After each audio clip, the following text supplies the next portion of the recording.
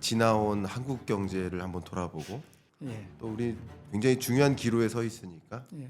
앞을 좀 한번 이야기하는 예, 우리 항상 과거를 짚어보는 게 미래를 설계하는데 중요한 디딤돌이 되죠. 우리 경제는 성장에 대한 배고픔 이런 게 아마 있었던 것 같아요. 그게 보이지 않는 사회적 합의를 이루어냈다고 봅니다. 우리 경제의 가장 큰 문제를 뭐라고 이야기하십니까? 그러면 잠재 성장률이 하락이었어요. 그리고 2040년대는 지금대로 가면 개혁을 안 하면 0%까지 갈 수 있다 그럽니다. 근데 잠재 성장률이 왜 중요하냐면 우리 몸에 비교하면 심장의 기능하고 같은 거예요. 우리 심장의 기능이 점점점 쫄아들어서 기능이 약하면 아무것도 못하다시피 그래서 잠재 성장률을 올린다는 거는 갑자기 왜 뭐 경기 활성화 조치를 안 취하냐 뭐 추경을 해서 돈을 벌어가 그게 중요한 게 아니라 잠재 성장률 자체를 올려야 경제가 건전하게 성장할 수 있는 어떻게 보면 우리한테는 심각하면서 큰 문제다. 그런데 이제 이게 단시간에 회복이 안 되기 때문에 항상 정책의 우선순위에서는 뒤로 밀려 있는 그런 이슈입니다. 네, 여러분 안녕하세요. 오늘 경인남과 토론합시다에는 특집으로 정말 귀중한 분을 모셨습니다. 먼저 바로 소개를 해드리고 말씀드리도록 하겠습니다.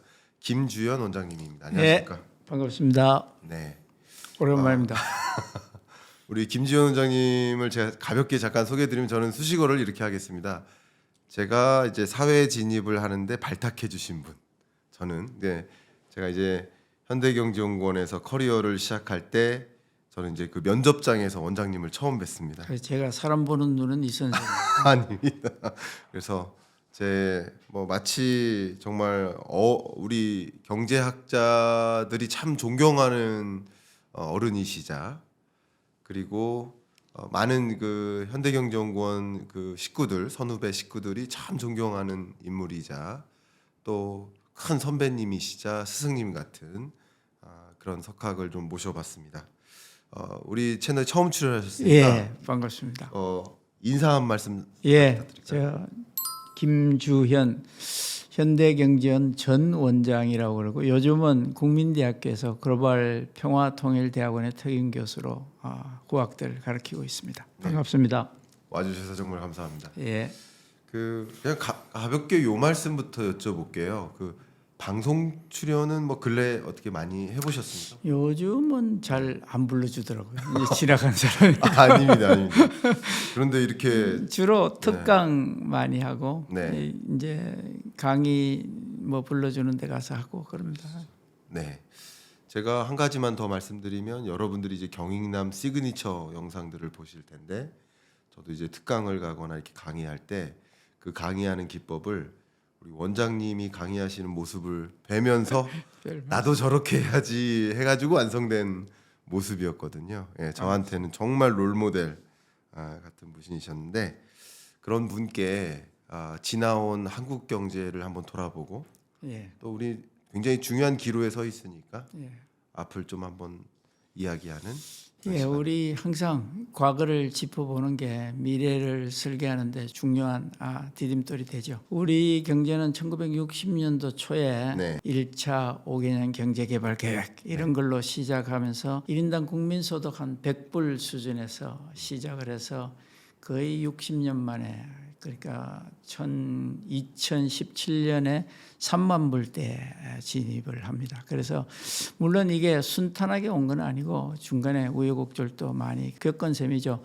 1980년도에 정치적으로 어려움도 겪었고 또 1997년에는 IMF 외환위기라는 것도 겪었고 또 2008년에는 난데없이 미국발 글로벌 금융위기도 겪었고 그러다가 또 전 세계가 한꺼번에 2000년도에는 코비드 19이라는 큰 악재들을 겪었죠. 그런 과정에서 우리 한국 경제가 고비고비를 잘 넘겨왔다고 생각합니다. 우리가 조금 경제가 성장해서 1988년도에 올림픽 할 때 우리 1인당 국민 소득이 한 4,400불. 그러니까 지금의 베트남 경제 정도 그 정도. 근데 그럴 때 이제 우리가 한번 세계 우리도 이제 어느 정도 발전했다. 그리고 올림픽도 한번 하고 그리고 97년도에 IMF 외환위기를 겪을 때가 한 1인당 국민소득이 한 12,000불 대 그러니까 이제 잘 성장하다가 그때 큰 고비를 맞았죠. 그런데 그것도 우리 국민들이 뭐 혼연일체가 돼서 사실은 잘 극복을 하고 2008년까지 또 순조롭게 와서 이제 2만 불대를 넘어선 그런 시기였습니다. 그런데 이런 이제 돌아보면 이게 그냥 뭐 누가 정치를 잘했다 아니면 뭐 기업가가 있었다 이런 것만은 아닌 것 같아요. 이제 이게 어떻게 보면 오케스트레이트 된 그런 상황이었다 보면 됩니다. 그러니까 정부에서는 그런 경제 성장 정책 전략이라는 거를 뭐 압축 성장 그다음에 어떻게 보면 좀 불균형 성장 그러니까 지역별로 산업별로 어떤 산업은 키우고 어떤 산업은 뭐 그냥 버려두고 뭐 이렇게 왔고 또 어떻게 보면 그 과정에 사회적으로는 지금 볼 수 없는 어떤 암묵적인 뭐 합의, 동조 이런 게 있었던 것 같아요. 그래서 정부는 그걸 어떻게 보면 5개년 단위로 경제 전략을 세워서 압축 성장을 기획을 하고 오케스트레이트를 했다 그러면 그 이면에는 우리 사회에 뛰어난 사업가, 기업가들이 나타난 거죠. 이병철, 정주영, 김우중 같은 사람들이 와서 시대와 그 시장을 기가 막히게 정부에서 기획하는 걸 잘 맞춰준 셈이죠. 수출 산업을 키우기 위해서 철강 산업을 바탕으로 조선이 나오고 자동차 산업이 나오고 전자 산업이 나오고 그러면서 이제 반도체 산업으로 이어가는 그 과정에 정부 혼자서는 할 수 없는 거고 기업인이 없었다면 뭐 거의 불가능한 그런 상황이었다 보입니다. 그리고 어떻게 보면 사회적으로 그런 불균형 성장, 지역별, 산업별 이런 불균형 성장에 국민들이 반대도 당연히 있을 수 있고 한데 어쩌면 우리 그 베이비붐 세대, 전후 세대들 플러스 베이비붐 세대들이 성장에 대한 배고픔 이런 게 아마 있었던 것 같아요. 그게 보이지 않는 사회적 합의를 이루어냈다고 봅니다. 그러니까 우리가 뭐 노동운동이 좀 일어나다가도 국민적으로 아니야 그건 아니지 우리가 성장해야지 뭐 이런 거 그다음에 뭐 근로의식 뭐 우리가 뭐 그때는 지금 52시간이라 뭐 60시간씩도 일을 할 시기였으니까 그런 것도 묵묵히 참아내면서 사회 전체가 어떤 그런 성장에 대한 갈급함 이런 게 잘 이루어 있었다 그렇게 봅니다. 그리고 이제 거기에 대외적인 환경도 일조를 한 거죠. 60년대 이후에 활성화되던 그런 세계화 물결 거기에 우리가 편성해서 수출 산업을 키울 수 있었고 그다음에 또 지역별로 보면 동북아시아의 한중일이라는 세 나라가 80년, 70년대, 80년대, 90년대까지만 해도 서로 어느 정도 역할 분담이랄까? 세계 시장을 공략하는데 잘 맞았던 것 같아요. 그게 지금은 이제 거의 없어져가는 그런 상황이지만 그래서 이런 것들이 합쳐져서 대한민국은 1인당 국민소득 100불에서 3만 불대에 순조롭게 진입을 할 수 있었다. 뭐 그렇게 생각을 합니다.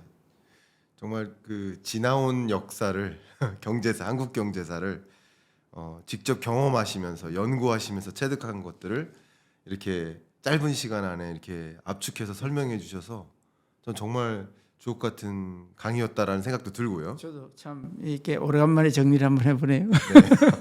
그리고 저는 그 말씀 속에 이 한 단어가 한 프레이즈가 되게 전율을 돋게 했는데 네. 성장에 대한 배고픔이 있었다.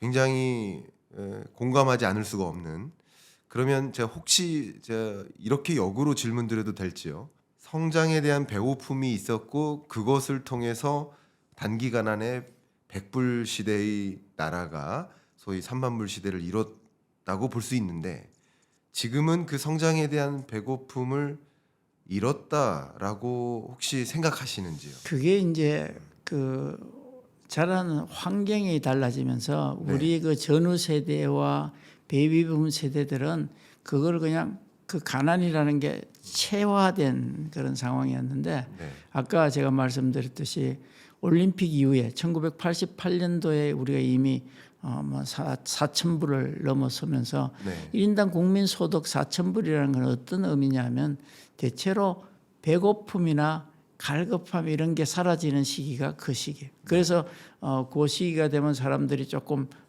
이렇게 이제는 좀 다른 거, 자유스러운 거, 좀 내 기호에 맞는 거 이런 걸 찾는 시기가 되기 때문에 그 시기를 지나서 이제 IMF를 지나고 1997년 지나고 2000년대 태어난 우리 청년 세대들은 이제 그게 뭐 부모들 이야기지 내 이야기가 아닌 거죠. 그러다 보니까 근로 의식도 달라지고 소비 성향도 달라지고 이제 직장을 대하는 태도도 달라지고 모든 게 이제 바뀌는 상황이죠. 그렇다면 어떻게 보면 이제 그런 게 바뀌는 거를 우리가 어떻게 이거를 바뀐 상황을 어떻게 발전의 원동력으로 이끌어낼 건가 하는 거는 이제 또 다른 우리의 과제 중에 하나겠지만은 그런 이제 막 열심히 와서 3만 불에 왔을 때 그때 이제 그게 2015년, 16년, 17년 그때가 3만 불에 육박하고 3만 불을 넘어서는 시기인데 그때 이제 우리 사회에서 나왔던 이야기가 야 이제는 좀 나눠 먹을 때가 아니냐,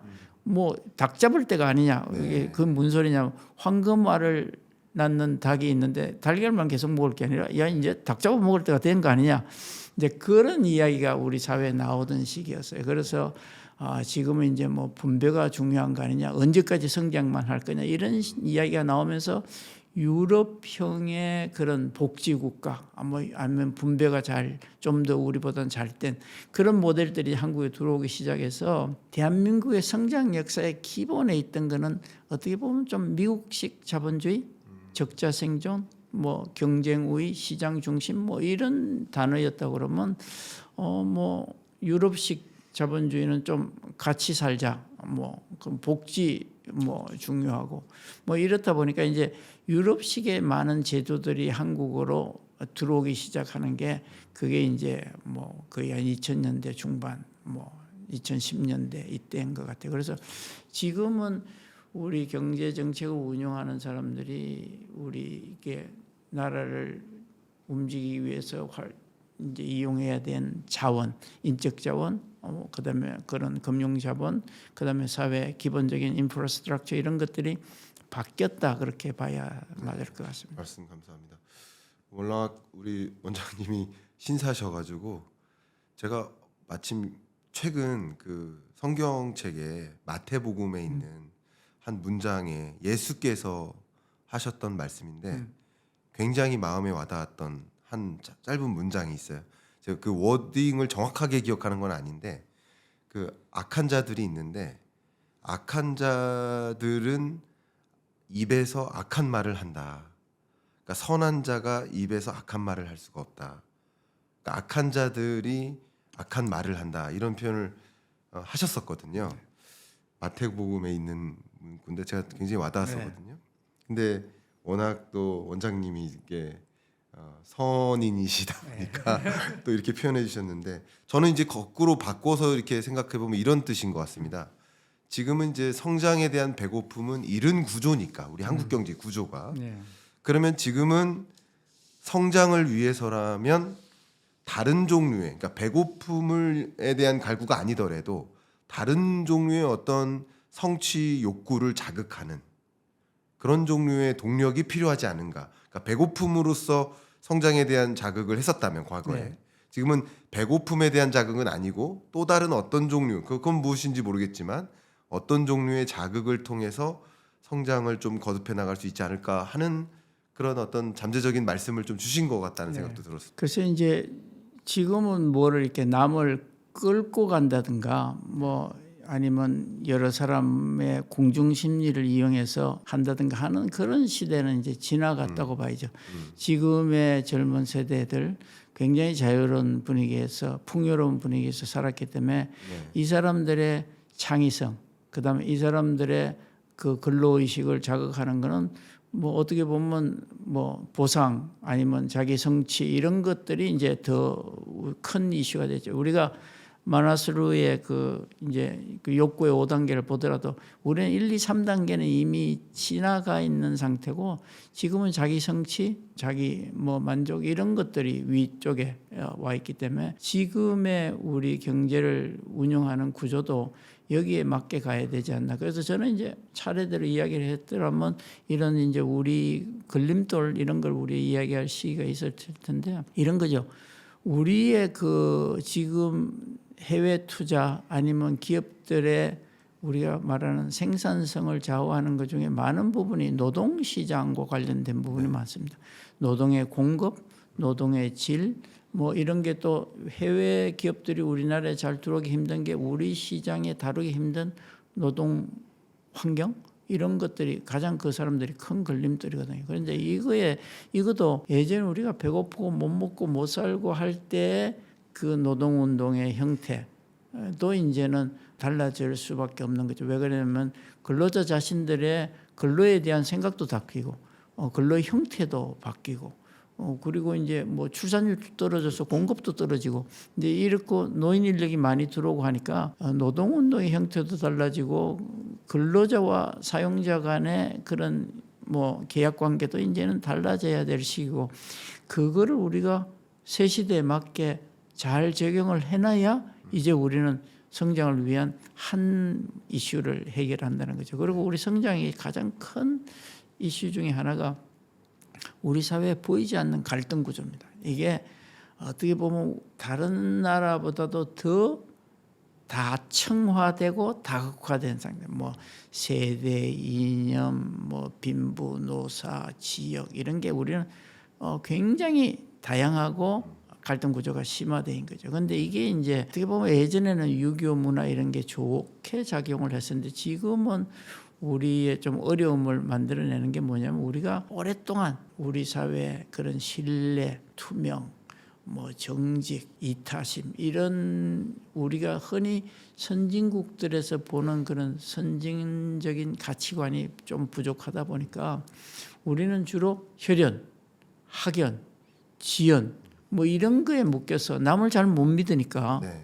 그리고 사회가 투명하지 않으니까 내가 아는 사람 나하고 친한 사람하고의 관계 아직도 우리 사회가 많은 부분이 대도시에는 좀 뭐 그래도 없어졌다고 하지만 아직도 많은 부분이 남을 못 믿고 투명하지 않고 정직하지 않고 그렇기 때문에 신뢰도 없고 또 내가 남을 사랑할 만한 그런 여유도 없고 그렇다 보니까 아직도 우리 사회가 이 학연, 지연, 혈연을 벗어나지 못하고 있는 그러다 보니까 우리 갈등 구조가 이게 점점 심화되는 거예요. 이제 남을 믿을 수 있고 그리고 투명하고 정직하고 신뢰하고 뭐 이래 돼야 그래야 이제 이런 우리가 갈등 구조가 해소되는데 갈등 구조를 해소하려면 그런 아주 긴 세월 동안 이런 거를 정착해 나가지 않으면 우리 갈등 구조는 굉장히 구조적으로 돼 있어요 지금. 근데 이게 우리 뭐 옛날 오래전에 KDI 같은 데서 연구 보고서도 나왔지만 우리의 갈등 구조가 심화돼서 갈등으로 온 기회비용의 상실이 거의 GDP의 1%에 육박한다는 이야기도 나왔었잖아요. 그래서 이제 이런 것들이 해소되는 게 어떻게 보면 한 측면에 우리 성장의 발판을 만드는 거고 아까 이야기 드린 노동 문제 새로운 지평을 여는 거 뭐 그건 어떻게 보면 한국 우리가 이 출산율 그다음에 뭐 떨어지고 고령화가 속도가 빨라지면서 초고령 사회로 지금 들어선 게 2024년도 말에 뭐 2025년도 초에 벌써 들어섰잖아요. 그러니까 65세 이상의 인구가 14%에서 20%로 오는데 불과 7년밖에 안 걸렸단 말이에요. 그럼 이제 우리 사회가 어떻게 보면 전 세계에서 가장 이 문제 선두에 서 있는 나라이기 때문에 누구를 보고 배울 수가 없어요. 우리가 만들어야 되는 거예요. 그러니까 뭐 예전에 일본을 보고 고령 사회가 어떻게 할 건가, 뭐 유럽을 보고 고령 사회가 어떻게 할 건가, 이제 그게 아니라 우리가 초고령 사회에서 생산성을 이어가고 발전 모델을 갖고 가는 걸 우리가 만들어야 되는. 이제 누구를 본받을 나라가 없는 거예요. 그래서 이제 이 문제 해결하는 거, 저출산 고령화 사회에서 어떻게 이게 노동력을 유지하고 거기에 알맞는 생산 구조를 갖고 갈 거냐, 노동조합 문제, 그다음에 우리 사회적 자본, 부족한 사회적 자본을 어떻게 해갈 건가, 이런 것들이 어떻게 보면 다 이렇게 함께 조금 이렇게 예전에 우리가 개발연대 하던 식의 그런 이제 새로운 이런 이슈들을 우리가 잘 대처해 나가야 그래야 이제 우리가 지금 잠재 성장률이 뚝뚝 떨어지고 있잖아요. 예. 이거를 대처할 수 있는 그런 모멘텀을 만든다 그렇게 보는 거죠. 우리나라 잠재 성장률 문제를 저는 우리 경제의 가장 큰 문제라고 생각하고 있어요. 네. 우리가 1980년대 잠재 성장률이 한 8% 정도 됐고 90년대 한 6%, 2000년대 한 5%, 2010년대에 와서 4%로 떨어졌어요. 네. 그런데 이제 그때 제가 이제 현장에서 열심히 방송하고 강연하고 할 그 시기에 그때 2014년, 15년 시기에 우리 경제의 가장 큰 문제를 뭐라고 이야기하십니까? 그러면 잠재 성장률이 하락이었어요. 그게 4%를 뚫고 3.5%로 내려가던 시기인데 지금은 무슨 문제냐? 지금 우리 잠재 성장률이 2%대예요. 그리고 2020년대 후반에 가면 1.5로까지 떨어진다고 예측하고 있고 그게 2030년대 0.7 그리고 2040년대는 지금대로 가면 계획을 안 하면 네. 0%까지 갈 수 있다 그럽니다. 근데 잠재 성장률이 우리 사회자님도 잘 아시겠지만 왜 중요하냐면 우리의 또 우리 몸에 비교하면 심장의 기능하고 같은 거예요. 우리 심장의 기능이 점점점 쫄아들어서 네. 약해지면 갑자기 운동을 하면 어떻게 돼요? 쓰러지잖아요. 네. 그리고 그러면 우리가 갑자기 뭐를 좀 좋은 거 재밌는 걸 하고 싶어도 심장이 기능이 약하면 아무것도 못하다시피 경제 잠재 성장률이 떨어지면 무슨 일이 생기느냐? 지금 우리 신정부가 들어서서 경기를 부양하겠다고 이게 추경을 하고 이렇게 하잖아요. 돈을 갑자기 붓는다고 경제가 살아나지는 못하는 거예요. 심장이 약한 사람이 갑자기 운동을 하다가 과부하로 쓰러지는 것처럼 경제도 이미 잠재 성장률이 떨어져 있으면 거기다가 돈을 퍼붓거나 해서 펌프질을 하면 네. 경제가 거품이 생겨서 경제가 넘어지는 거예요. 네. 그래서 잠재 성장률을 올린다는 것은 꼭 우리가 나이 들어가는 사람들이 심장에 이게 이 활력을 넣고 우리 기초 체력을 올리는 거하고 똑같은 그런 효과예요. 그래서 가장 중요한 거는 갑자기 왜 경기 활성화 조치를 안 취하냐, 추경을 해서 돈을 벌어가 그게 중요한 게 아니라 네. 잠재 성장률 자체를 올려야 경제가 건전하게 성장할 수 있는. 그래서 지금 이제 이렇게 2%대에서 1.5를 앞두고 있다. 이러면 어떻게 보면 미국이나 유럽에 있는 우리 앞선 선진국보다 우리가 잠재 성장률이 더 떨어진 거예요. 네. 그러니까 이제 그게 가장 어떻게 보면 우리한테는 심각하면서 큰 문제다. 그런데 이제 이게 단시간에 회복이 안 되기 때문에 정치인들은 별로 좋아하지 않습니다. 그렇군요. 정치인들도 좋아하지 않고 경제하는 사람들도 지금 당장 경기를 부양하고 돈을 나눠주고 이런 데 관심이 있지 이게 3년 후에 5년 후에 우리 경제의 기반이 좋아진다 이거 별 관심 받기죠. 그러다 보니까 항상 정책의 우선순위에서는 뒤로 밀려 있는 그런 이슈들입니다. 말씀 주셨던 것처럼 한국 경제가 직면한 가장 큰 문제는 잠재 성장률의 둔화고 그 잠재 성장률이 둔화된 그 배경을 앞에 사회 갈등 구조, 저출산 현상, 사회적 자본이 축적이 안 된다든가 여러 그 배경 때문에 그렇다라고까지 그렇죠. 설명을 잘 해주신 것 같습니다. 마치 이런 국면에 좀 말씀 주셨던 부분이 굉장히 인상 깊은데 결국은 잠재 성장률을 끌어올리려는 노력은 이제 한국 경제의 구조적 변화이지 않습니까? 근데 그 구조적 변화의 성과는 당장 나타나지 않으니까. 그렇죠. 여러 의사결정자나 정치인이나 경영자도 그것 자체를 그림 그리기보다 그렇죠. 당장 맛있는 사탕을 원하는 것 같다라는 생각이 저도 들었고 워낙 대가신데 앞에서 제가 이 한자를 말씀드리기 죄송하지만 참 제가 좋아하는 문구가 임무원료 필요근우거든요. 근데 이런 잠재 성장률을 끌어올리기 위한 구조적 대응 없이 그냥 사탕만 찾는다면 우리는 정말 더 큰 난이 올 수 있지 않을까 하는 걱정이 듭니다. 우리 저도 원장님 말씀.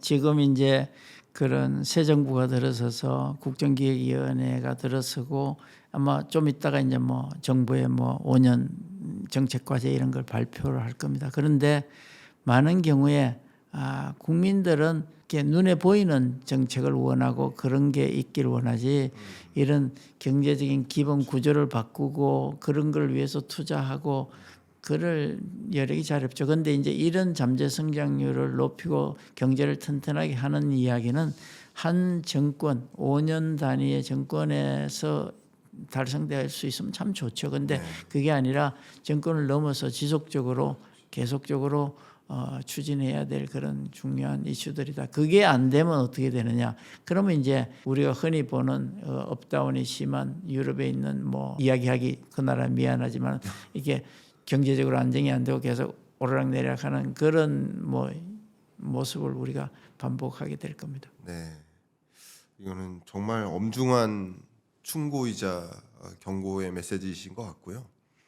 지금까지 뭐 약 30분 동안 한국 경제 역사를 한번 회고해보고 그리고 한국 경제가 직면한 문제가 정말 무엇인지 한번 살펴봤습니다. 그 말씀 너무 감사하고 그러면 좀 지금부터는 이런 문제를 어떻게 풀어가야 하나 우리가 직면해 있는 문제를 지금 이런 식으로가 아니라 또 어떤 방식으로 풀어가야 하나가 우리 한국 경제를 좀 설계해 볼 필요도 있겠다라는 생각이 듭니다. 예. 말씀 부탁드립니다. 예, 그 사실은 이제 문제에서 사실 해답이 있는 건데 어떻게 하느냐가 이제 문제인데 우리가 그러면 이제 새 정부도 들어섰고 뭔가 이제 틀을 바꾸고 정책을 제안할 때 이런 것들은 좀 짚어줬으면 좋겠다 하는 걸 중심으로 이야기 드리겠습니다. 그런데 이제 이런 거 제가 제안 드리기 전에 우리가 전제를 해야 될 이슈가 있습니다. 우선은 몇 가지 중에서 어떻게 보면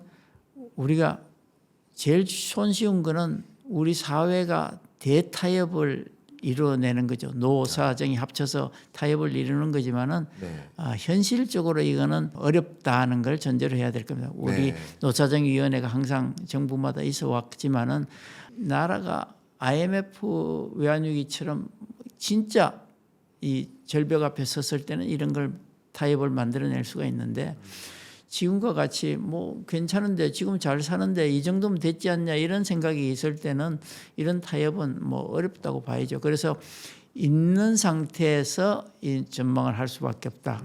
조정이 잘 안 되는 상태에서 해야 된다는 게 첫 번째고 두 번째는 다층화된 그 갈등 구조도 아까 제가 말씀드렸듯이 굉장히 장시간을 두고 해결해야 되는 거기 때문에 단시간에는 갈등 구조를 가지고 간다는 게 두 번째로 우리가 생각을 해야 되고 세 번째는 저출산 고령화가 이미 많이 진전돼 있고 초고령 사회에 들어가 있기 때문에 이것도 반전하기는 굉장히 긴 시간이 걸린다. 그러니까 이것도 있는 대로 간다.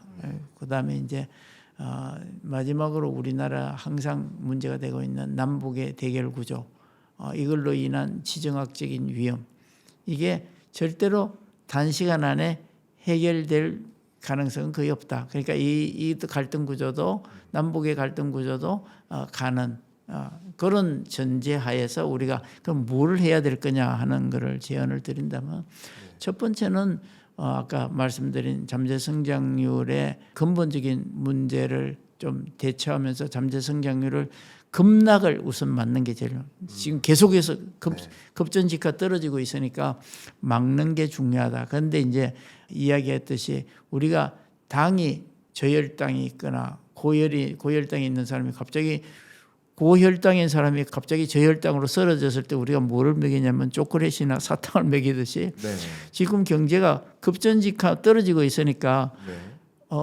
급한 조치는 해야 된다. 왜 그러냐면 너무 많이 경제 성장률이 떨어지면 그걸 회복하는 모멘텀을 만들어내기가 힘들기 때문에 예를 들어서 지금처럼 보조금을 줘서 아니면 자영업자 아니면 내수 산업 약한 사람을 살리기 위해서 지원책을 하고 하는 거 그게 없으면 모멘텀이 없어지기 시장이 완전히 붕괴될 수가 있으니까 그런 긴급한 조치는 아까 고혈당 환자한테 저혈당이 왔을 때 사탕을 먹이고 초콜릿을 주는 것 같은 게 필요하다. 그런데 기본적으로는 그걸로만 경제를 살릴 수는 없고 기본적으로 경제를 살리는 바탕을 해야 하는데 그게 뭐냐면 잠재 성장률은 어떻게 보면 자본 투입과 고용 노동 투입도 중요하지만 거기에 못지않게 중요한 게 요소 생산성이라는 거예요. 요소 생산성은 자본이나 노동의 양과 관련 다르게 어떻게 보면 규제라든가 제도라든가 그다음에 기술 혁신이라든가 경영의 효율성이라든가 그다음에 무슨 또 우리가 이야기하는 일하는 방식, 일하는 방식, 뭐 전략, 뭐 이런 것들, 자동화 이런 것들이 그 요소 생산성을 높일 수 있는 거거든요. 그러니까 이제 이런 기본적인 것들을 우리 근로의식도 여기에 들어가고 하니까 이런 것들을 우리가 바꿔 나가는 노동조합, 노동환경 이런 것도 다 여기에 들어가는 겁니다. 그러니까 양에 관련된 게 아닌 많은 경제를 높일 수 있는 여러 가지 주변 여건들을 거기에 바꿔 나가는 게 중요하다. 그러니까 아까 급한 불은 끄지만은 급한 불이 꺼지고 나면 가장 기본적으로 경제의 기본 인프라스트럭처를 잠재 성장률을 좌우하는 여러 요인들을 잘 검토해서 바꿔 나가는 게 중요하다. 네. 그게 이제 어떻게 보면 우리가 급하다고 막 나눠주기식 아니면 뭐 잠깐 정부에서 정부 중심의 뭐 이런 정책을 펴는 게 해서 역시 시장 중심, 경쟁 중심으로 시장 경제를 이끌어 가야 그래야 튼튼하게 기업들이 살아나오고 그 안에서 근로자들이 살아날 수 있다. 그렇게 봅니다. 그래서 지금 이제 확산되고 있는 디지털 전환 이런 것도 어떻게 보면 우리가 기존의 제조업들이 우리가 자랑하는 뭐 조선, 자동차, 철강, 석유화가 좀 가고 있지만은 전자, 통신기기 이런 반도체 이런 것들을 지금의 그런 자동화, 디지털 중심으로 바꿔 나가는 이런 것들이 아마 어떻게 우리가 잘 적응해 나가느냐가 앞으로의 경쟁력을 주도할 거다 그렇게 봅니다. 두 번째는 아까 이야기했지만 그런 저출산 고령화에 대처하기 위해서는 그 우리가 어떻게 보면 최첨단의 이전 초고령 사회에 서 있기 때문에 한국의 적당한 그런 고용 모델을 만들어내는 게 맞다. 예전에 우리가 한때 일본에 가면 뭐 노령 인구들을 여성 인구들을 어떻게 활용하고 산업 현장에 어떻게 투입하고 하는 걸 이제 이야기 많이 했었는데 이제는 우리가 그 사람들보다 더 앞서갈 수 있는 우리의 모델을 만들어내야 된다는 게 중요하고 그리고 저는 이제 제가 나이가 들다 보니까 뭐냐면 많은 사람들이 그 새로운 디지털에 적응하는 것을 어려워하고 그냥 포기하는 사람들이 많이 생기는데 지금 사회는 노인들이 일하는 산업 현장조차도 다 디지털화 되기 때문에 이제는 우리 사회 전체 인구들을 어느 나라보다 빠르게 우리가 디지털 교육을 시키고 디지털 전환하고 재배치하고 활용하는 것을 해나가야 될 때다. 물론 투입 비용, 교육 비용은 훨씬 많이 들겠죠. 젊은 사람을 시키는 것보다 많이 들지만은 우리 사회 생산 가능 인구 안에 들어오는 사람, 지금 이제 어떻게 보면 나이 든 사람들도 생산 현장으로 도로 데리고 와야 되는데 그 사람들의 디지털 교육 이게 나는 우리 생산성을 바꾸는 큰 이슈가 될 거다 그렇게 생각을 합니다. 그리고 이제 아까 잠깐 이야기했듯이 노동시장도 지금 이제 노동부 장관이 노동운동을 하시던 분이 노동부 장관에 들어왔지만은 70년대, 80년대, 90년도에 노동자의 권익을 보호하기 위해서 머리 띠들르고 하던 그 시대에서 좀 더 고용 형태도 다양화되고 우리 젊은 근로자들의 의식도 바뀌고 하니까 여기에 맞는 새로운 노사의 그런 분위기를 우리나라가 앞서가서 만들어 가야 되는 게 아닌가.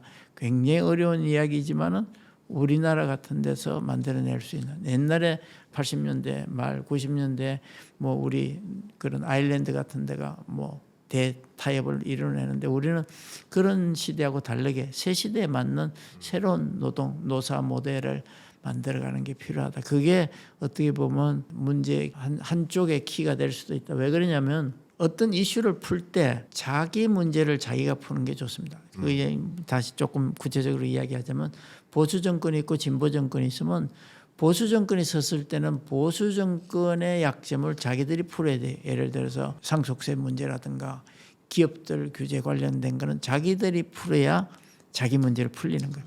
그런데 진보 정권이 들었을 때는 노동 문제라든가 아니면 뭐 남북 문제라든가 이런 거는 그쪽에서 풀어야 돼요. 네. 그래서 자기 문제를 자기가 풀어야지 상대방이 풀려고 들으면 싸움이 되고 전쟁이 되는 거예요. 그래서 이제 굉장히 중요한 이슈이기 때문에 지금 노동시장 문제는 진보 정권이 이제 시작하니까 5년 동안에 이런 새로운 국면을 만들어내는 게 좋겠다 그렇게 생각이 됩니다. 아, 말씀 감사합니다. 한국 경제가 당면에 있는 그 현실 속에 어떤 식으로 우리 미래를 헤쳐나가야 될지 여러 제언들을 좀 담아주셨습니다. 지금 주신 제언과 전제 조건 이걸 바탕으로 제가 잠깐 짧은 뭐 소견을 담아서 말씀드려도 되겠습니까? 예. 제가 한번 이런 말씀 드려보겠습니다. 역시 경제 전망을 단연간 해오셨던 수십 년간 해오셨던 경제연구기관의 기관장 출신으로서 전망하시고 대응책을 말씀하시는데 이 전제 조건을 까는 것은 굉장히 연구 방법론적으로 정말 본받을 만하다. 왜냐하면 전제 조건이 바뀌면 다 바뀌는 건데 그래서 그런 약간 그 말씀하시는 그 어떤 그 내용 안에서 방법론적으로 좀 제가 귀감이 한 가지 됐고요. 그다음 이 전제 조건 부분에서 굉장히 와닿은 것이 있는데요. 한번 안건을 제가 드려보면 그러니까 대부분이 우리가 풀 수 없는 과제들은 그냥 그게 지속될 거라고 가정하고 문제를 해결해야 된다. 그러니까 예를 들면 저출산 고령화 문제인데 이거를 당장 해결하기 어려운 과제니 당분간 이 문제는 남아 있다고 전제하고 어떻게 대응책을 고민해야 되는 것이지 이걸 해결할 수 있을 거라고 가정하면 안 된다. 이거 굉장히 중요한 전제인 것 같습니다. 그런데 제가 이렇게도 말씀 한번 드려보겠습니다. 그 몇 가지 전제 조건을 제가 받아 적었는데 저출산 고령화 추세가 계속되고, 그러니까 기본적으로 우리 부양비라는 개념에서 보면 미래 세대가 짊어져야 될 노년 부양비가 가중되는 거죠. 그렇죠. 그러니까 소위 이제 피자의 사이즈가 쪼그라들어서 나눠 먹기가 좀 어려워지는 그런 구조화에 있는 거고, 거기에 사회 갈등 구조가 첨예하게 지금 구조적으로 해결이 안 되고 있다 보니까 뭐든지 이념화하는 경향도 있어 보입니다. 그래서 이 노사정 대타협도 이념적으로 갈라져 있는 것 같아요. 그렇죠. 제가 예를 들면 하나의 현안을 말씀드리겠습니다. 아마 곧 최저임금 인상을 놓고 역시 노사 간에 상당한 갈등이 있을 텐데 이번에 조사된 바로는 예를 들어서 최저임금을 가장 많이 적용하는 자영업자 입장에서는 최저임금보다 내가 덜 벌어간다. 나는 24시간 일하는데 최저임금으로 일하는 소위 파트타임 잡 종사자보다 덜 받아간다 하면서 또 울음을 표현하고 있고, 그래서 절대 최저임금은 인상하면 안 된다라는 사용자 측의 입장이 있고, 근데 이 최저임금에 준해서 혹은 뭐 근로자 입장에서는 최저임금을 현재 14점 몇 %를 올려줘야 된다라는 요구가 있어요.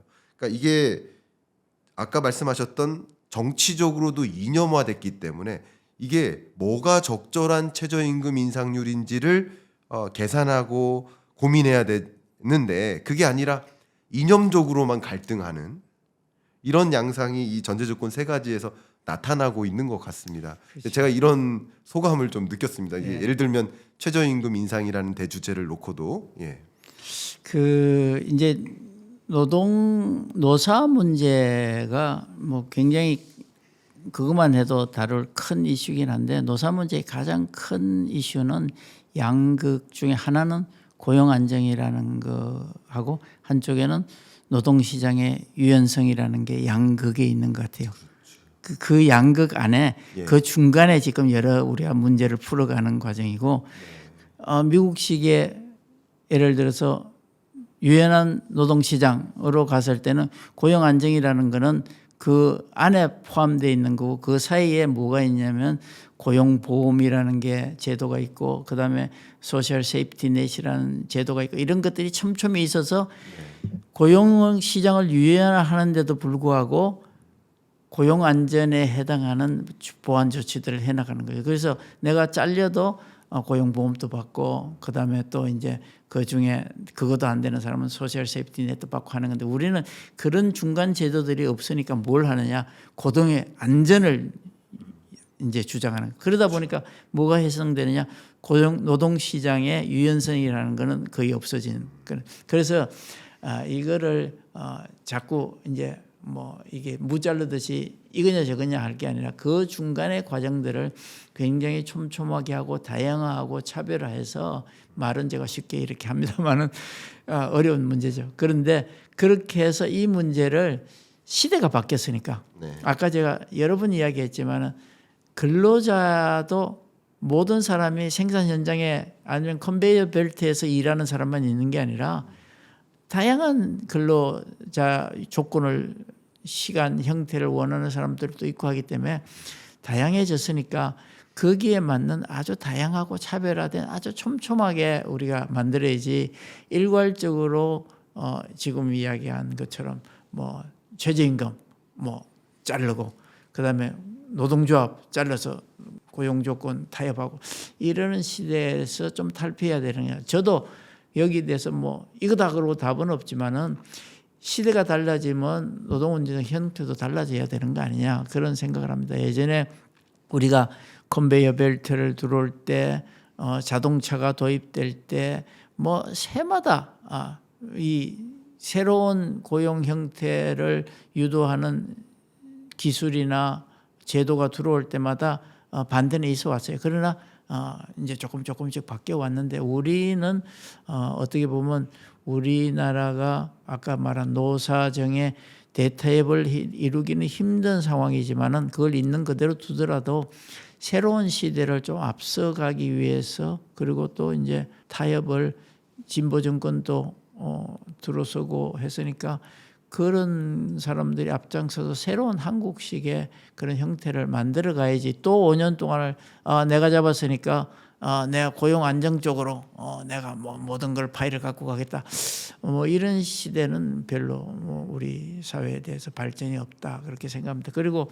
제가 그 문제는 우리 갈등 구조도 심하고 한 그 갈등 구조 안에 노사 갈등도 있고 빈부 갈등도 있는 건데, 우리가 장단기로 나눠야 될 것 같아요. 단기적으로는 그런 연금 제도도 개혁해야 되고, 그건 세대 간의 갈등 문제, 연금 제도, 교육 제도도 개혁을 해야 교육의 뭐 대물림, 이런 뭐 학력의 대물림 이런 문제도 해결해야 되고, 또 창의성도 높일 수 있는 교육 제도를 바꿔야 되고, 사회보장 제도도 이제 확산하고 바꿔야 되고, 세제도 이제 오랫동안 바꿔야 되고, 그리고 지방자치를 활성화하고, 이런 문제는 단기적으로 정권이 풀 수 있는 문제죠. 이런 문제는 하고, 네. 장기적으로 갈 거는 아까 이야기한 사회 신뢰를, 투명성을, 그리고 이런 뭐 정직 성실한 사람이 보상받는 이런 체제를 바꿔가는 거는 눈에 보이지 않지만 굉장히 장기적으로 대처가 할 이슈다. 그래야 이 문제가 해결되지. 단기적으로 지금 우리가 보면 지금 당장 이게 이제 노동부 장관이 새 사람이 왔으니 이게 이 문제를 어떻게 할 건가 이렇게 보기 시작하면, 이 문제는 물론 그 문제는 아까 제가 단기적으로 해결돼야 될 문제지만은 장기적인 문제를 같이 갖고 가야, 그래야 우리 사회가 발전이 있는 거지.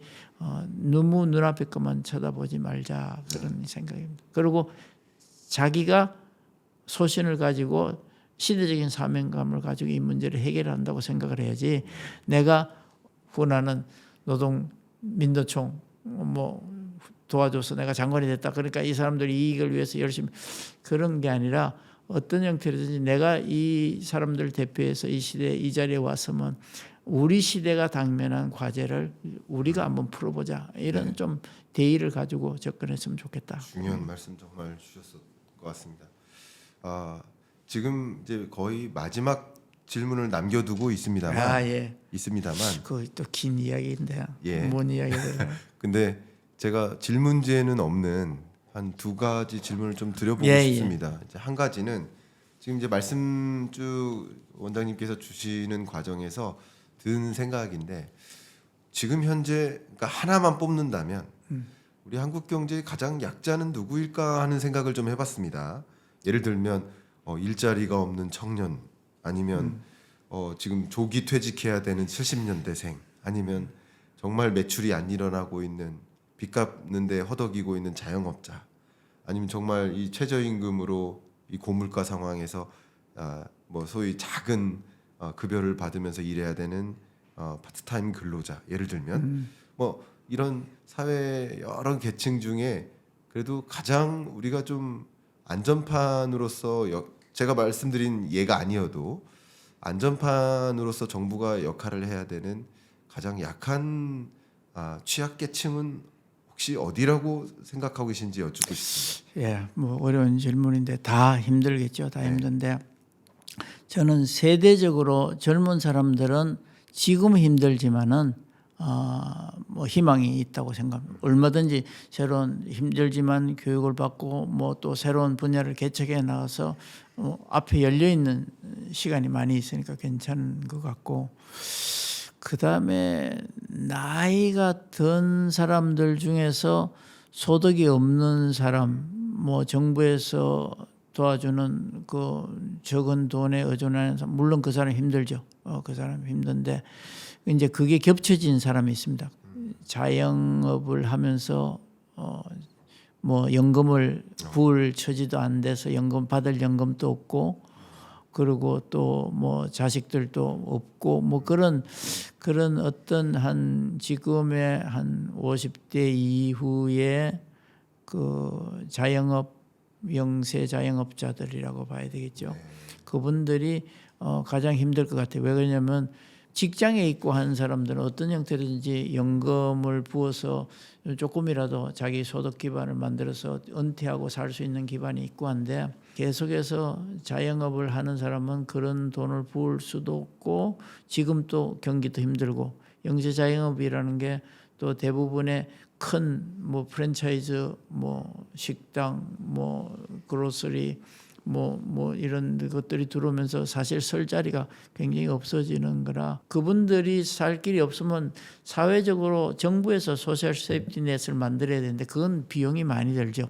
그 사람들을 일을 해서 먹고 살 수 있게 하는 게 가장 중요한데, 뭐 저는 그 문제가 이 정부가 조금은 관심을 많이 가지고 있는 것 같아요. 근데 이제 그걸 그냥 노인들 나눠주는 거, 사실은 뭐 소득이 있거나 뭐 그런 사람들은 나이가 들어도 그 돈이 필요 없죠. 지금 그 돈이 필요 없고 그 돈은 진짜 어려운 사람들한테 보내주는 게 맞다고 생각을 합니다. 그런데 하여튼 그런 분들이 힘들고, 물론 뭐 그 외에도 뭐 어려운 사람들 많죠. 뭐 지금 공부하기가 힘든 학생들도 있을 수 있고 일자리 못 구하는 청년들도 있고 한데, 이분들은 정부에서 제가 볼 때는 가능하면 어떤 아까 말한 그런 디지털 시대에 맞는 디지털 산업 인력화하는 그 역할, 많은 사람들이 제 주변에 있는 사람들이 아유 나 그 뭐 식당에 가서 뭐 밥 하나 사 먹기도 요즘 힘들어하는 분들이 포기하는 사람. 근데 그 사람들도 나이로 보나 체력으로 보면 산업 현장에서 아직도 파트타임으로 얼마든지 일할 수 있는 사람들이고, 우리나라는 그 사람들을 활용해야 되는 그런 상황입니다. 초고령화가 너무 빨리 진행되기 때문에. 그래서 어떻게 보면 우리 사회에 뭐 여유가 있어서 자발적인 실업을 하거나 다른 또 더 나은 자리를 위해서 내가 뭐 공부를 하고 투자를 하고 하는 사람들은 사실은 그렇게 물론 사회로 보면 국가로 보면 다 걱정되는 거지만 그렇게 큰 걱정거리는 아니죠. 그분들 어떤 형식도 살 수 있는 사람들이. 영세 자영업자가 더 힘들고 힘들어질 수 있다. 그러면 제가 아까 두 개의 질문을 더 드리겠다고 했었는데 하나만 더 이제 드리겠습니다. 마지막 질문 하나 남겨놨고요. 지금 말씀 속에 이미 담겨 있기는 하지만 용어로서 표현이 안 된 단어가 있는데 그게 바로 양극화입니다. 일단 자산 양극화. 뭐 서울 집을 갖고 있느냐, 안 갖고 있느냐, 혹은 지방의 집 갖고 있느냐, 자산 양극화, 그리고 소득 양극화, 이런 여러 가지 뭐 지역별 양극화, 뭐 이런 여러 양극화가 또 이런 다층화된 갈등 구조를 만드는데 기여한다고 생각을 하는데, 원장님께서 보시기에 이 양극화 문제 어느 정도 뭐 심각한 문제라고 보시는지, 그리고 이걸 어떤 식으로 우리 정부가 대처해야 된다고 생각하시는지 굉장히 어려운 질문을 제가 드렸습니다. 그건 뭐 진짜 어려운 이야기인데요. 네.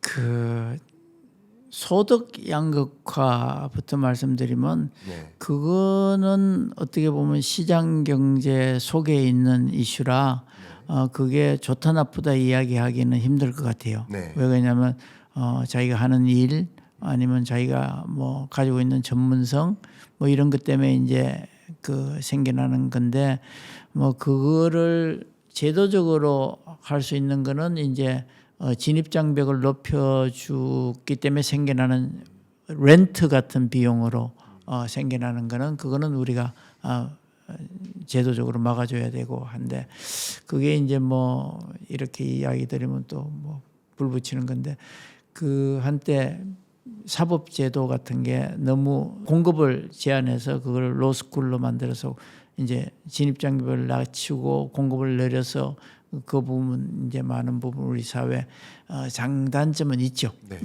단점은 있지만은 그 문제가 많이 해소되는데 이제 의료 문제, 의료계가 이제 지금 그 문제를 사실 이제 뭐 잘 어떻게 풀어낼지 그것도 그런 문제. 이제 그게 진입 장벽과 관련된 문제인데 그게 아니고 기업계에서 내가 가지고 있는 전문성이나 이런 것 때문에 뭐 보석을 많이 주고 하는 거 그거는 뭐 저는 어떻게 보면 시장 경제 안에서 생겨나는 거니까 수요와 공급에 관련된 문제라고 보이고 근데 자산 양극화 문제는 어떻게 보면 내가 별로 하는 거 없이 불로소득처럼 돼 있는 상태고 정책의 잘못으로 뭐 일어나고 하는 거라 그거를 푸는 방법은 우리가 생각합시다. 그 우리나라의 가장 집값이 비싼 동네가 왜 올라가니까 그게 문제가 보이지 않는 학군, 거기에 보이지 않는 편의성, 뭐 접근성, 뭐 이런 것 때문에 올라가는 거니까 근본적인 문제를 해결하는 거죠.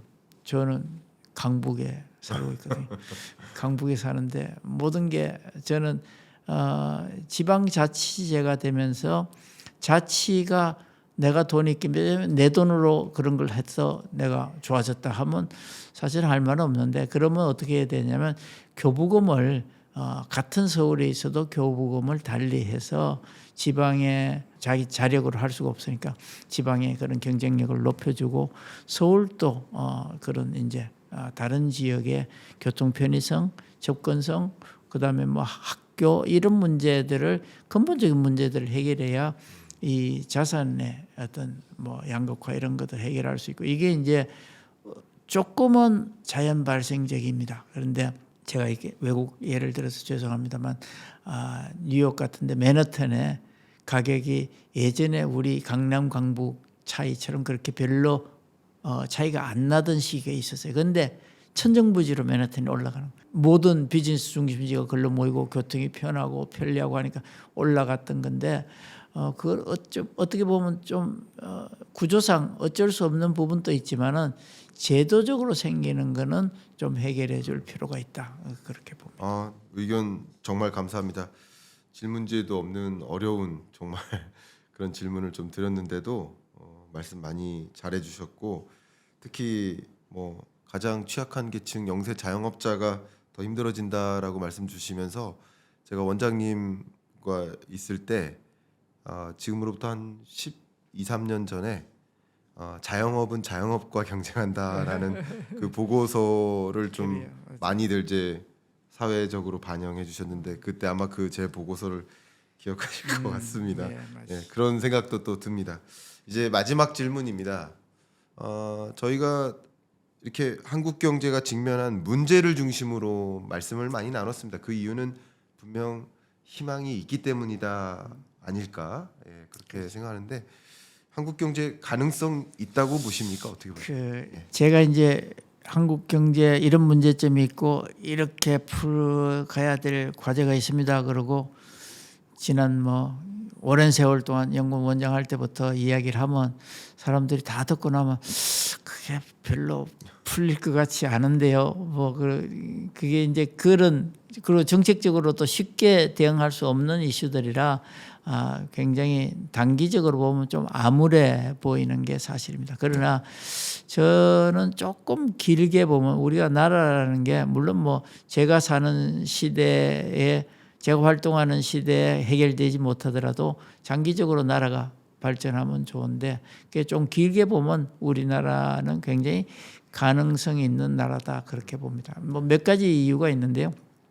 첫 번째는 우리나라 사람들이 가지고 있는 아주 그 DNA에 내재되어 있는 그 창의성, 뭐 그걸 저는 뽑고 싶습니다. 전 세계에서 자기 문자를 가지고 있는 나라는 몇 개 되지 않습니다. 뭐 옆에 중국이 갖고 있고 일본이 갖고 있고 그다음에 대체로 서구권은 알파벳을 가지고 쓰잖아요. 뭐 이슬람 쪽에 하고 동남아시아에 자기 언어를 갖고 있는 사람이 있지만 그런 의미에서 한국이 한글이라는 창의적인 그런 문자가 전 세계 몇 안 되는 문자 중에 하나다. 그런 걸 우리가 이미 1300년대 우리가 만들었다는 것은 우리 DNA에 깔려 있는 거고 그다음에 우리 하는 거 보면 뭐 우리나라 사람들이 사용하는 젓가락, 숟가락 이것도 서양 사람들 대부분 포크 쓰잖아요. 네.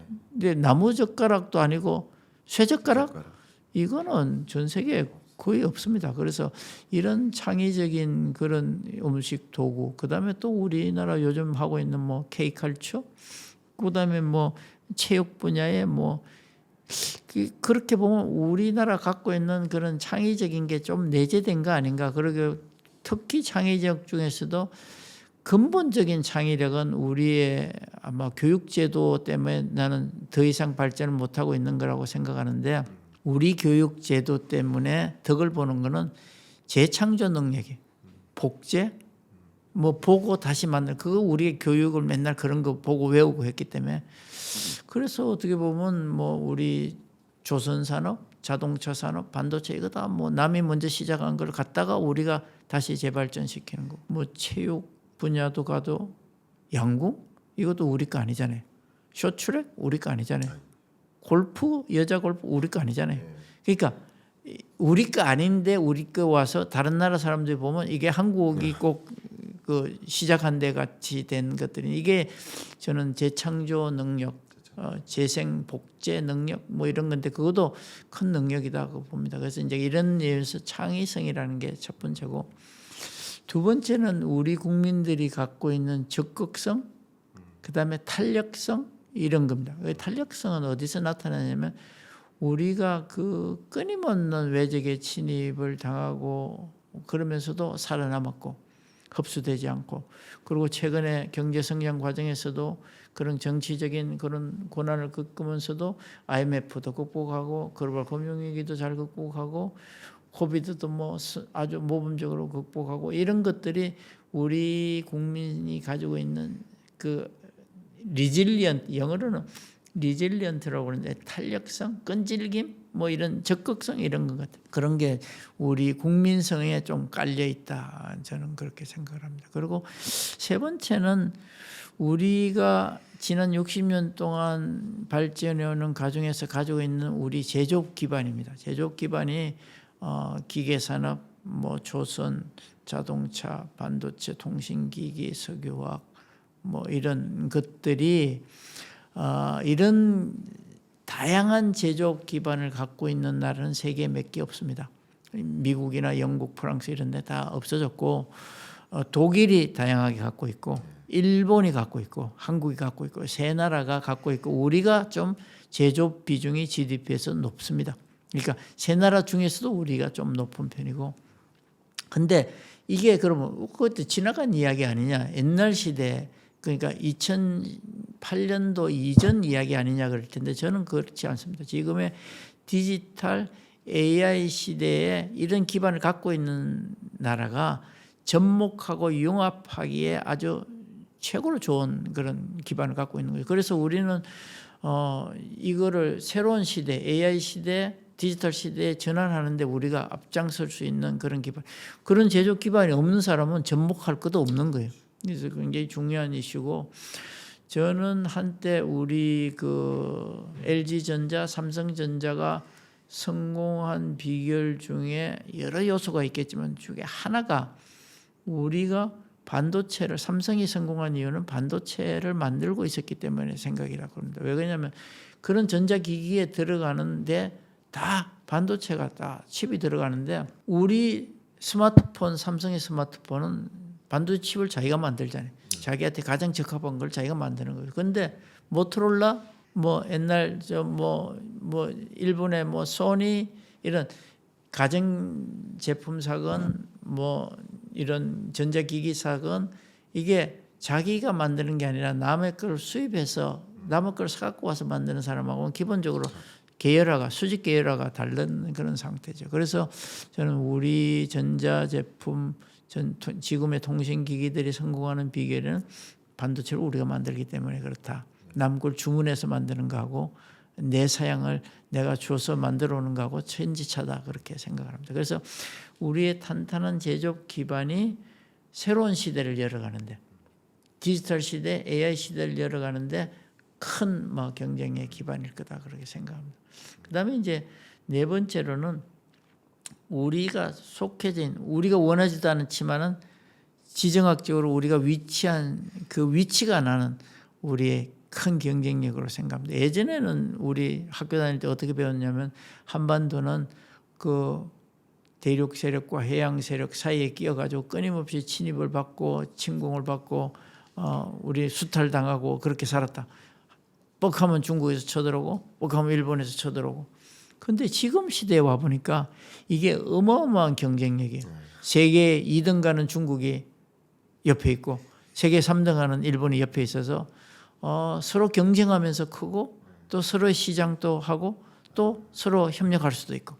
그래서 앞으로 세계가 어떻게 변화될지 모르지만 중국이 세계 1위 경제권으로 올라선다고 하면 그때는 또 더 큰 우리의 옆에 시장을 가지게 돼서 어떻게 보면 우리 보러 보면 타고난 지정학적인 위치에 있다 그렇게 봅니다. 네. 그리고 이제 마지막으로 우리의 가능성은 그 지금은 갈등 중에 있지만 북한에 있다고 봅니다. 전 세계가 근세에 들어와서 자기 영토나 인구를 의도적으로 넓힐 수 있었던 케이스는 거의 하나밖에 없습니다. 미국이 알래스카를 샀는데 1867년도에 720만 불에 알래스카를 샀는데 지금 돈으로 한 1억 5천만 불?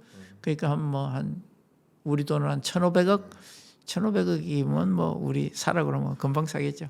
근데 이제 그거는 해안이 있어야 되는 거죠. 근데 그거 마찬가지로 우리의 지금 성장 잠재력이 떨어지고 노동력이 부족해지고 뭐 이런 것들이 저는 남북이 언제 어떻게 될지 모르지만은 우리가 같이 합쳐서 경제 공동체를 이루고 그게 정치 공동체로 나아갈 수 있는 시기가 되면 우리나라한테는 어마어마한 경쟁의 기반이 될 거다. 그리고 미래 세대로 보면 그게 새로운 도약의 기반일 거다. 그래서 이런 것들이 우리나라가 갖고 있기 때문에 저는 대한민국 경제 지금 성장률이 막 2%에서 1.5, 0.7 떨어진다고 걱정을 합니다. 물론 그것도 걱정을 해야 될 문제고 우리가 하나하나 근본적인 문제를 해결해 가야 될 이슈지만은 이런 우리가 가지고 있는 여러 가지 가능성이 있는 요소들이 있기 때문에 저는 조금 장기적으로 보면 대한민국 경제를 굉장히 희망적으로 보는 사람 중에 하나입니다. 감사합니다. 그 긴 시간 동안 우리 한국 경제의 문제점들을 한번 들여다보고 그래도 마지막에 가능성이 있다라는 그 가능성 부분들을 또 명확하게 제시해 주셔서 우리가 어떻게 나아가야 될지 한번 더 생각해 볼 수 있게 되고 특히 이제 아까 말씀 주셨던 인상적이었던 표현이 중국과 일본이 옆에 있는데 그게 우리에게 불리함이 아니라 어쩌면 계속 긴장하게 만들어주는 안주하지 않게 만들어주는 또 오히려 긍정적인 가능성으로 생각해 볼 기회도 있겠다 이런 생각까지 합니다.